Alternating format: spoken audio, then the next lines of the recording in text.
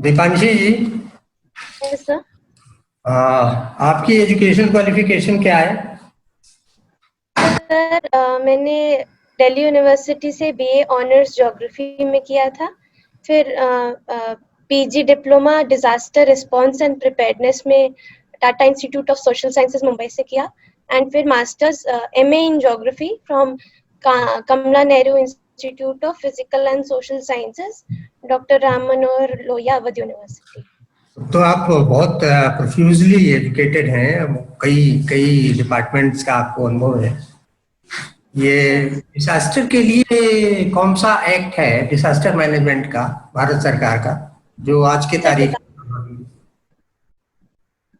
Sir disaster management act 2005 में जो बना था उसके तहत सारा डिजास्टर मैनेजमेंट का कार्य होता है। Dibanshi, good afternoon. Good afternoon sir. Dibanshi, आपका ऑर्डर ऑफ प्रेफरेंस और क्या है? Sir first is SDM, second is deputy SP, third is ARTO and fourth is enough आपने तो डिप्टी एसपी में आपका चयन होगा तो आप जाएंगी? Yes sir, sure sir. Police में जाएंगी आप? पुलिस में जाके आप महिलाओं को लेके, आप महिला हैं तो कौन सी समस्या है जिनको आप बहुत ज्यादा इंपॉर्टेंस देंगी और उनको ठीक करना चाहेंगी महिलाओं से related as a police officer? Sir as a police officer कई सारे विमेन रिलेटेड क्राइम्स होते हैं जिसके लिए वो लोग पुलिस स्टेशन में आते भी हैं, बट कहीं ना कहीं वो सेंसिटिविटी थोड़ा लैक करती है। आज भी थोड़ा ट्रेनिंग में एक कमी हो सकती है शायद। तो मैं चाहूंगी कि वो सेंसिटिविटी रहे उनके अगेंस्ट जो क्राइम हो रहा है, उसके लिए पुलिस भी थोड़ा सेंसिटिव रहे और उनकी बातों को ध्यान से दे, ताकि वो पुलिस के पास रिपोर्ट करने में उनको घबराहट ना हो, उनको डर ना लगे पुलिस के पास जाने में अपनी प्रॉब्लम्स लेकर। आपका नाम बहुत अच्छा है, अमर्त्य। इसका Yes, क्या sir. मतलब हुआ? This stands sir for? Amartya का मतलब, जी सर, अमर्त्य का मतलब इमोर्टल हुआ, मीन्स जो मरता ना हो, अमर। और सर मेरा नाम अमर्त्य सेन से भी थोड़ा सा इंस्पायर्ड है। हाँ, यस। आपने इसको टैग कर रखा है बहुत बड़ी डिग्निटरी के साथ। Your native place is Ballia? Yes sir. अभी आपका Yes, sir. बलिया से संपर्क है? जी सर। आते जाते हैं? यस सर, मैं बलिया मतलब कि गांव से बहुत लगाव है मुझको, और बलिया सर मैं हमेशा 2-3 महीने में एक बार घूम के आता है। उत्तर प्रदेश सरकार ने एक ओडीओपी स्कीम चलाई। Yes sir. इसका क्या है मतलब? ओडीओपी क्या है? सर इसका मतलब वन डिस्ट्रिक्ट वन प्रोडक्ट से है। इसमें हमारे देश के जितने भी जिले हैं उनमें एक विशेष प्रकार की जो हैंडीक्राफ्ट एक्सेट्रा को प्रमोट करने के लिए ये सरकार की स्कीम है, जिससे लोगों में एम्प्लॉयमेंट जनरेशन को प्रमोट किया जा सके। और सर मेरे बलिया जिले की जो वन डिस्ट्रिक्ट वन प्रोडक्ट में जो आती है उसे सर बिंदी बोलते हैं, जो सौंदर्य प्रसाधन के काम में इस्तेमाल होता है सर। मैंने ये सवाल आपसे इसीलिए पूछा था कि मनियर की बिंदी आपको याद रहेगी या नहीं रहेगी। Yes sir. टीएस बंदा तो भले भूल गए आप, लेकिन कम से कम बिंदी याद रहे, अच्छी बात है। बलिया स्वतंत्रता संग्राम के लिहाज से किन संदर्भों में याद किया जाता है? सर बलिया का योगदान स्वतंत्रता संग्राम में, मॉडर्न हिस्ट्री में बहुत ही इंपॉर्टेंट है सर। 1857 के रिवॉल्यूशन में जो लीडर मतलब कि जो पहला इनिशिएशन किया गया था मंगल पांडे के द्वारा, वो सर बलिया से थे। इसके बाद से क्विट इंडिया मूवमेंट 1942 में सर चिट्टू पांडे के नेतृत्व में बलिया ने इंडिया का पहला ऐसा जगह था जहां पे फर्स्ट पैरेलल गवर्नमेंट की फॉर्मेशन हुई। चित्तू पांडे ने कलेक्टर का भी काम किया था कुछ दिन तक? यस सर, वो वहाँ के कलेक्टर भी रहे थे वहाँ के बलिया के। अच्छा, ये चित्तू पांडे जी से, मंगल पांडे चित्तू पांडे से शुरू हुआ बलिया का ये जो इतिहास है, वो आगे फिर बढ़ा या खत्म हो गया? सर आगे सर हमारे देश के पूर्व प्रधानमंत्री माननीय श्री चंद्रशेखर जी भी वहीं से बिलोंग करते हैं। वो 9th लोकसभा में देश के प्रधानमंत्री रह चुके हैं।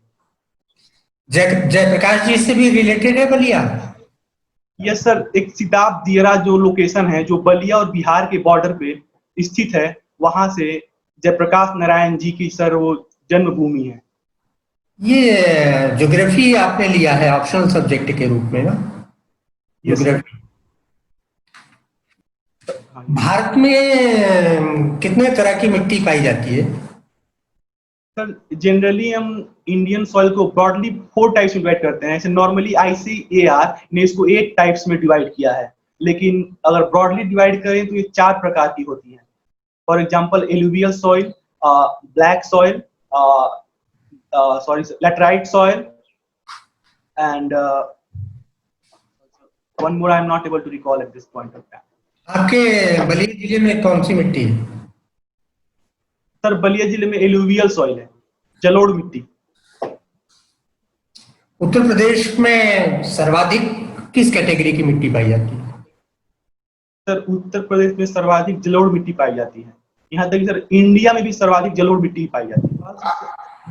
नेपाल सीमा के साथ जो भारत में अभी इस समय विवाद है, वो कहाँ पर है विवाद? वो किस राज्य का है और किस क्षेत्र का है? सर जो इंडिया का उत्तराखंड है, वहां पे ट्राई जंक्शन है, जिसे काला पानी डिस्प्यूट भी बोलते हैं, जो इंडिया, चाइना और नेपाल के ट्राई जंक्शन पे स्थित है। तो सर यहाँ पे एक डिस्प्यूट है कि जो नदी काली रिवर है, उसके ओरिजिन से रिलेटेड डिस्प्यूट है, जिससे सर क्लियर डिमार्केशन नहीं है। और नेपाल क्लेम करता है कि कुछ हिस्सा मेरे हिस्से में है, जबकि भारत क्लेम करता है कि कुछ हिस्सा। And your educational qualification? Sir, I've specialized in biomedical engineering from Motilal Nehru National Institute of Technology, Allahabad. अच्छा, तो आपने ये उधर की साइड छोड़ करके अब ये इसमें सिविल सेवा में आने का मन बना रही हैं? Yes, sir. Actually, when we grow, we see different types of things going around us. So, like when I was in college, I used to like research a lot. So, I thought of continuing in that field. So, after having attained my education from MNNIT, I went on to become an assistant professor. So, I was involved in research and development. But it is then that I realized the things around are not so well. Like most of my friends, they went abroad because they thought that India doesn't provide them enough opportunities and the living conditions are not that good. So like I used to ponder why everybody just wants to throw stones at the system. The governance is not good. This is not good. Why don't we take the initiative to come into the system and reform it? But somehow the plan got delayed because I was married. I had a son. So I delayed it a bit. Why these services, particularly the civil one, why do you prefer this? Because sir, it provides you the maximum opportunity because of the sheer scale it provides. It provides lot of opportunities to help the weaker section of the society, because most of the time we see that the schemes are made by the government, but it is the implementation which is not done properly, because of which the benefits are not reached to them. What do you mean by the weaker section? So weaker section of the society are the ones which have who have long suffered because of their financial conditions. They have not been brought into the mainstream, especially they suffer on the factors of education, health, which are very important parameters of human development. What is the criteria for determining poverty line? So poverty line keeps on changing. The latest one, it is in terms of calories that one needs. So it is different for rural and the urban area, but I'm sorry, I'm not able to recall at the moment the exact figure. What is the parent department which controls this ICDS? Parent department in the government. So department as in ministry, under which ministry it comes? Ministry, directorate, whatsoever. So ministry is the Ministry of Women and Child Development. Okay. about basic education in Uttar Pradesh, is it up to the mark? No, sir, the parameters are not very satisfying. What are the shortfalls? The first and the foremost is the lack of infrastructure. The infrastructure is not up to the mark. Then the student to teacher ratio in UP is much higher. Like for 39 students, there is just one teacher, whereas the recommended one is 30 students and one teacher.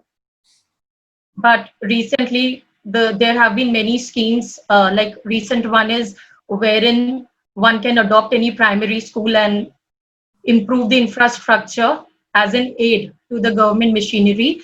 And there was an operation Kaya Kalp, which was also taken care of. And under Swachh Bharat mission, the toilets have been also built up, which was one of the main causes for the female kids to drop out of the school. And what about MDM, midday meal? Yes, sir. The midday meal is also sometimes lacking in the nutrients.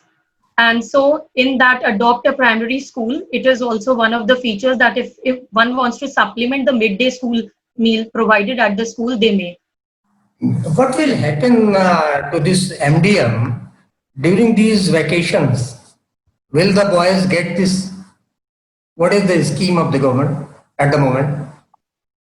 So at the moment, it is only for the family. So children are not getting it. The parents are only getting the dry ration. Is the government trying to provide them even for the holidays? Any scheme underway? I have heard it about Bihar, but I'm really sorry. I do not know what is the status quo in Uttar Pradesh. You are supposed to know about UP more than Bihar. Yes, sir. I'll explore it. Okay. I'll read about it. Okay okay अच्छा global warming से क्या मतलब है आपका ये क्यों global warming क्यों हो रही है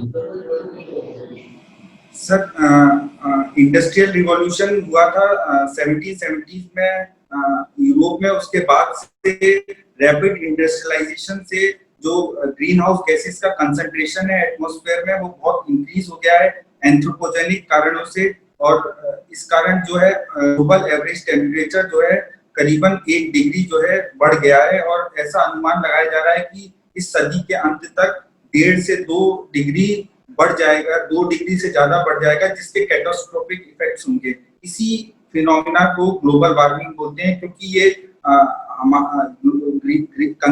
higher concentration of green house gases जो होता है वो लॉन्ग वेव रेडिएशन जो अर्थ से निकलता है उसको बाहर नहीं जाने देती है और एटमॉस्फेयर में वार्मिंग हो जाती है जैसे कि ग्रीन हाउस फिनोमेना जो कि बॉटनिकल इंस्टीट्यूट्स में पेड़ों पौधों के लिए यूज किया जाता है okay what are the remedial measures remedial measures हैं सर की रिन्यूएबल एनर्जी जैसे कि solar energy wind energy alternative forms of energy non conventional form of energy को प्रमोट किया जाए और फॉसिल फ्यूल्स और पेट्रोल कोल बेस्ड इन सबको डिस्करेज किया जाए दूसरा सर हम लोग पब्लिक ट्रांसपोर्टेशन को प्रमोट करें ताकि वेहिकुलर इमिशन कम हो तीसरा हम लोग कार्बन सिंक्स करें जैसे कि पेड़ पौधे लगाएं एफॉरेस्टेशन करें डिफॉरेस्टेशन करें ताकि ये कार्बन कैप्चर कर सकें और लॉन्ग टर्म कार्बन सिंक के फॉर्म में कार्बन डाइऑक्साइड जो कि मेन ग्रीन हाउस गैस है जो कि ग्लोबल वार्मिंग के लिए जिम्मेदार है तो उसको कैप्चर करके कम कर सके एफॉरेस्टेशन और रिफॉरेस्टेशन में क्या फर्क है सर एफॉरेस्टेशन किसी नए एरिया में जहां पहले कोई पेड़ नहीं या जंगल नहीं थे वहां फॉरेस्टेशन जब होता है तो उसको एफॉरेस्टेशन कहते हैं और रिफॉरेस्टेशन उसे कहते हैं जब जहां पहले से पेड़ मौजूद थे उनको काट दिया गया या उनका डिग्रेडेशन हो गया उनको फिर से रिहेबिलिटेशन किया गया उसको रिफॉरेस्टेशन कहते हैं सोशल फॉरेस्ट्री से क्या मतलब होता है सामाजिक वानिकी sir social forestry is for the people, by the people end of the people. इसमें हम फॉरेस्टेशन करते हैं सोशल लैंड्स पे, कम्युनिटी लैंड्स पे, जो जिसके बेनिफिट्स सोसाइटी को मिल सके, जैसे कि minor forest produce small timber, fuel food timber या फ्रूट्स, और रिक्रिएशनल बेनिफिट्स मिल सके, एस्थेटिक वैल्यू उस एरिया की अच्छी हो, और जिससे सभी सोसाइटी का वो फायदा हो सके। इनकी ये डिफेंस कॉरिडोर पढ़ा है आपने? यस। डिफेंस कॉरिडोर बनाने का पर्पस क्या है और उत्तर प्रदेश के किन जिलों को लिया गया है? Sir defence corridor Uttar Pradesh के 6 जिलों में बनेगा, जो है लखनऊ, कानपुर, अलीगढ़, आगरा, झांसी और चित्रकूट। इसका उद्देश्य है कि भारत में defence related industries, arms and ammunition की मैन्युफैक्चरिंग को बढ़ावा मिले, ताकि भारत जो एक वन ऑफ द वर्ल्ड का लार्जेस्ट इंपोर्टर ऑफ आर्म्स है, उसमें इंपोर्ट्स की कमी आए और सेल्फ रिलायंट और आत्मनिर्भर बने डिफेंस एरिया। आप सेल्फ रिलायंट बनना चाहते हैं, आत्मनिर्भर बनना चाहते हैं, डिफेंस कॉरिडोर में डिफेंस यूनिट्स की प्रोडक्शन यूनिट बनाना चाहते हैं, तो राफेल में आपने एचएएल को फिर ये ऑफर क्यों नहीं दिया कि यहीं पर एचएएल डिफेंस कॉरिडोर में अपना यूनिट बनाती है, राफेल के लिए प्रोडक्शन करती है? सर मुझे इस विषय में जानकारी नहीं है, पर मुझे ऐसा लगता है कि भारत सरकार ने स्वैट एनालिसिस करके, प्रोस कॉन्स को इवेलुएट करके, जो बेहतर टेक्नोलॉजी ट्रांसफर जितना जल्दी हो सके, उस हिसाब से ऐसा कुछ डिसीजन लिया होगा। ज्यादा इस विषय में सर मेरे को जानकारी नहीं है। लास्ट क्वेश्चन सर,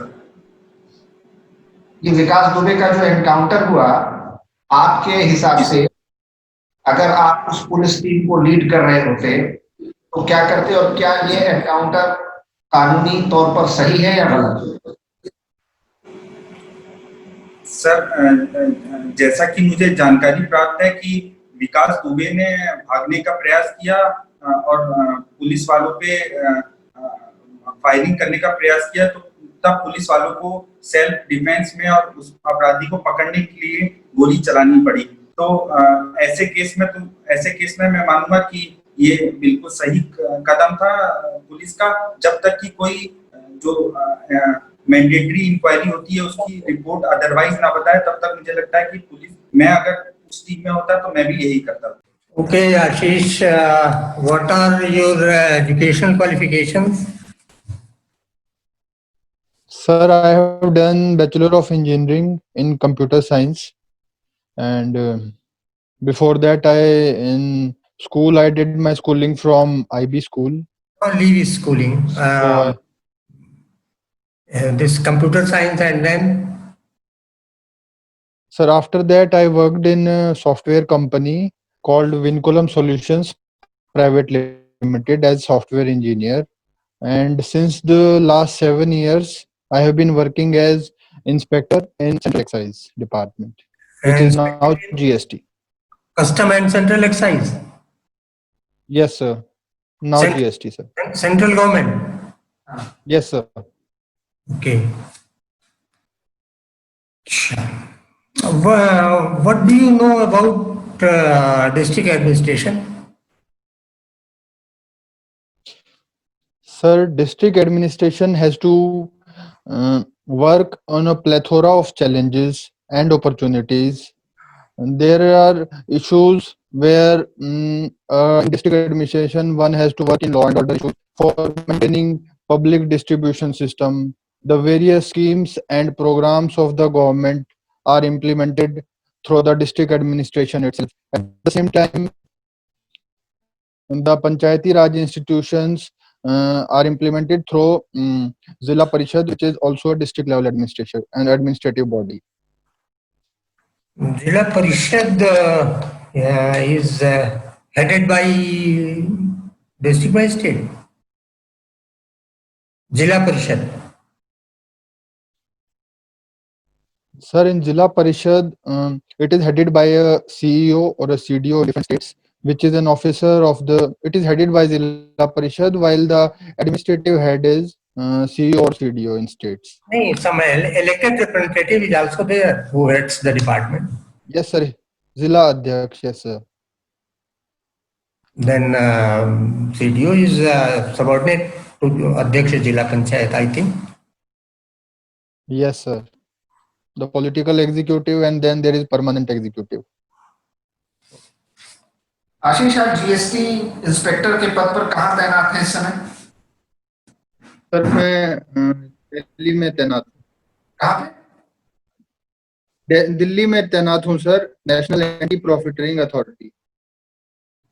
अच्छा, दिल्ली सर। हाँ, दिल्ली में तैनात है। तो कौन सा इंस्पेक्टर जीएसटी में इससे में जुड़े हुए कार्यदायित्व तो आपके पास क्या क्या है? सर, फिलहाल मैं नेशनल एंटी प्रॉफिटरिंग अथॉरिटी जो जीएसटी के तहत बनाई गई है, उसका कार्य यह है कि जो सरकार रेट ऑफ टैक्सेशन कम करती है, जैसे 18 से 12 कर दिया या 12 से 5 कर दिया, तो हमें इंश्योर करना होता है कि ये जो अल्टीमेट जो प्राइस रिडक्शन है वो अल्टीमेट कंज्यूमर तक पहुंचे। तो उसके लिए ये एडजुडिकेटिंग अथॉरिटी के समान एक टैक्सेशन सरकार बहुत समय से इंपोज करना चाह रही थी। अरुण जेटली साहब इसको लाना भी चाहते थे जब वित्त मंत्री थे वो, लेकिन वो टैक्सेशन नहीं आया। वो कौन सा टैक्सेशन था? बैंकिंग ट्रांजैक्शन टैक्स, मैं श्योर नहीं है सर। नहीं, बैंकिंग ट्रांजैक्शन टैक्स नहीं था वो, कुछ और बताएं। ध्यान नहीं आ रहा सर अभी। अच्छा, चलिए। जीएसटी कॉम्पेंसेशन फंड बनाया गया है, जी सर। लेकिन राज्य सरकारों का कहना है कि उनको कोविड महामारी में बहुत सारा खर्चा करना पड़ रहा है। टैक्सेशन पावर्स उनकी पहले से ही जीएसटी आने के बाद बहुत कम हो गई है, और अब जीएसटी कॉम्पेंसेशन फंड से उनको पैसा भी नहीं मिल रहा। तो फिर कैसे रास्ता निकलेगा, कैसे काम चलेगा? जीएसटी कलेक्शन भी कोविड में गिर करके बहुत नीचे चला गया है। टारगेट्स ऑफ रेवेन्यू आप अपने अचीव नहीं कर पा रहे हैं। कैसे आप इसको एक जीएसटी के एम्प्लॉय और जीएसटी के रेवेन्यू कलेक्शन के अधिकारी के रूप में देखते हैं? कुछ सुझाव बताएं सर। इसमें इसके लिए सरकार ने, केंद्र सरकार ने एक समिति बनाई है जिसका लक्ष्य है कि टैक्स बेस को बढ़ाया जाए, इससे कि ताकि टैक्स कलेक्शन अपने आप में बढ़ेगा। और अभी फिलहाल जून के अगर रेवेन्यू को देखें हम, तो जैसे मई के रेवेन्यू 50% कम थे पिछले मई 2019 के मुकाबले, और इस बार ओनली 9% कम है लॉकडाउन के चलते हैं। तो रेवेन्यू कोविड के जैसे जैसे कम होता जाएगा और रेवेन्यू बढ़ते जाएंगे और कंपनसेशन भी मिलेगा। उसके अलावा अगर हम और स्टेप्स की बात करें तो केंद्र सरकार ने स्टेट्स को बोरोइंग पावर उनकी 3% ऑफ द स्टेट जीएसटीपी से बढ़ाकर 5% कर दी है। उसके उपरांत सर गवर्नमेंट सोच रही है कि स्पेशल बॉन्ड्स फ्लोट कर दिए जाएं, जिससे कि जो स्टेट को कंपनसेशन सेस देना है वो भी दिया जा सके। डबल टैक्सेशन अवॉइडेंस के बारे में आप क्या जानते हैं? डबल टैक्सेशन अवॉइडेंस एग्रीमेंट है हमारे कुछ देशों के साथ, ताकि ये इसलिए इनकम डायरेक्ट टैक्सेशन सिस्टम के तहत आते हैं, जिसमें हम इंश्योर करते हैं कि एक ट्रांजैक्शन का टैक्स 2 कंट्रीज में ना लगाया जाए, एक ही कंट्री में लगा के। इससे क्या होगा कि इन्वेस्टमेंट आएगी और फॉरेन डायरेक्ट इन्वेस्टमेंट और फॉरेन इंस्टीट्यूशनल इन्वेस्टमेंट बढ़ेगी। जो टेक्नोलॉजिकल ग्लिचेस थे जीएसटी के कलेक्शन के शुरुआत में जुलाई 2017 से, इनपुट क्रेडिट नहीं होता था, रिटर्न फाइल करने में दिक्कतें आती थी, ओटीपी जनरेट नहीं हो पाता था, ओटीपी जनरेट होता था तो 10 मिनट्स में से भी कम समय में लैप्स हो जाता था, ट्रैफिक सर्वर पर बहुत लोड हो जाता था। वो प्रॉब्लम्स कहाँ तक दूर हुई? सर, इन प्रॉब्लम्स को दूर करने के लिए सरकार ने पहले तो स्टैगर्ड फाइलिंग इंट्रोड्यूस की है। ताकि जिसका जितना टर्नओवर है उसके हिसाब से सबको दूसरी अलग अलग डेट्स में फाइल करना होगा। तो एकदम से जो लोड पड़ता था सिस्टम पर एक ही दिन में, वो अब कम हो गया है। उसके बाद हमने जो निंदल नीलेकनी साहब हैं उनको हार्डवेयर इंफ्रास्ट्रक्चर इंप्रूव करने के लिए फंडिंग सरकार ने काफी बढ़ाई है।